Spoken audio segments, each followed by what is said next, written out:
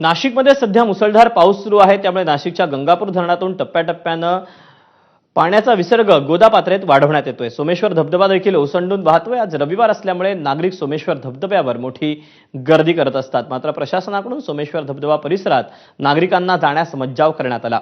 नाशिककरांसाठी पावसाळ्यातील picnic spot म्हणून सोमेश्वर धबधबा हा आकर्षणाचा केंद्रबिंदू असतो। नाशिकमध्ये मुसळधार पाऊस सुरू आहे आणि त्यामुळे नाशिकच्या गंगापूर धरणामधून पाण्याचा विसर्ग टप्प्याटप्प्याने वाढवला जातो आहे। गोदापात्रामध्ये पाण्याचा विसर्ग सुरू असल्यामुळे गोदावरी नदीवर असलेला हा सोमेश्वर धबधबा देखील ओसंडून वाहत असल्याचं पाहायला मिळतंय। मी सध्या नाशिकच्या सोमेश्वर धबधबा परिसरामध्ये आहे। आपण जर या ठिकाणी बघितलं तर हा सोमेश्वर धबधबा ओसंडून वाहत असल्याचं पाहायला मिळत आहे।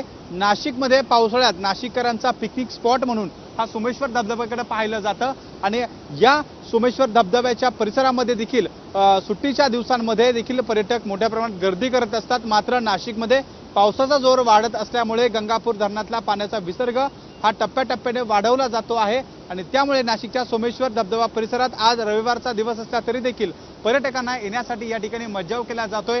आजूबाजूच्या परिसरामध्ये येणाऱ्या पर्यटकांना या ठिकाणी सोमेश्वर धबधबा परिसराच्या आतपर्यंत येण्यामध्ये या ठिकाणी प्रशासनाकडून मज्जाव केला गेला आहे।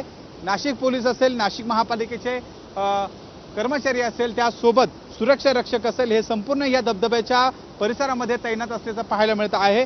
खरं तर दूधसागर नावाने देखील हा धबधबा ओळखला जातो आणि हा पावसाळ्यामधला नाशिककरांचा महत्त्वाचा पिकनिक स्पॉट देखील या ठिकाणी असल्यामुळे या सोमेश्वर धबधब्याला भेट देण्यासाठी नाशिककर या ठिकाणी गर्दी करत असतात। मात्र नाशिकमध्ये सुरू असलेल्या मुसळधार पावसामुळे हा सोमेश्वर धबधब्याच्या आजूबाजूच्या परिसरात आता पर्यटकांना येण्यास मज्जाव केला जातोय आणि एकूणच हा सोमेश्वर धबधबा आता आपल्याला ओसंडून वाहत असल्याचं देखील पाहायला मिळतोय।